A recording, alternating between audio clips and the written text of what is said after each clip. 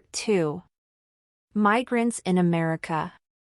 Mayor Eric Adams, who was initially welcoming in our status of sanctuary city, is now expressing alarm as about 100,000 asylum seekers have come to New York City since spring 2022. Our shelters are full, and there are few other places for them to go than the streets and the summer heat. Adams is making a major plea to the state and Governor Kathy Hochul, but so far not nearly enough has been done. A public health emergency for the city is a public health emergency for the state and for the country. Plans to use $25 million in state funds to rent temporary homes for up to 1,250 asylum-seeking families who opt to leave New York City's crowded shelters. But this is just a drop in the bucket. Migrants could be carrying infectious diseases. Migrants could be bringing infectious diseases across our southern border. When they are bused to New York and elsewhere, these diseases go with them. A recent study showed that more than 4% of migrants from Central and South America to Europe were sick with Chagas disease. It's contagious without the help of an animal or a blood-sucking bug and can cause serious complications, including heart failure.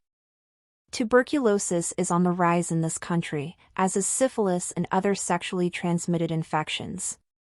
The Centers for Disease Control and Prevention reports that immigration applicants with communicable diseases are inadmissible to the United States, but they can't be stopped if they aren't routinely screened before entering the country, as is the case with undocumented migrants.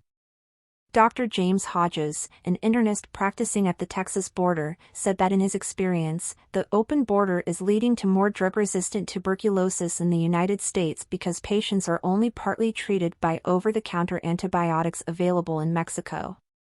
In southern Arizona, Pinal County Sheriff Mark Lamb said Border Patrol and local agencies have seen all types of diseases like tuberculosis, scabies, COVID, hepatitis A and B, gonorrhea, syphilis, mumps, chickenpox, dengue fever, etc.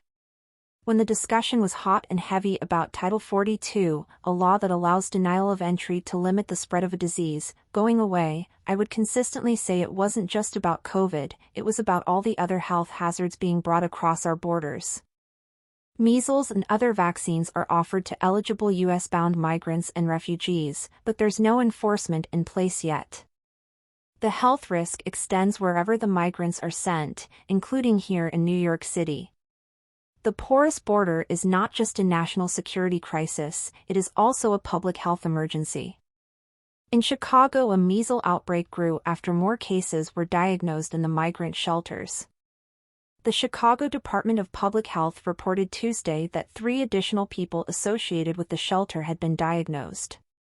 On Monday, it said 2 adults there were diagnosed. That followed a Sunday announcement that a young child residing at the shelter had been hospitalized with measles. The young child who was hospitalized attends Philip D. Armour Elementary School, a public school. The health department advised school-aged shelter residents not to attend school. The city's public health department said Tuesday that a team of experts from the U.S. Centers for Disease Control and Prevention had arrived to support efforts to control the spread of the disease.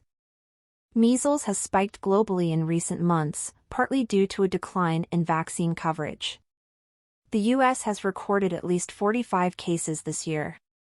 Thanks for watching.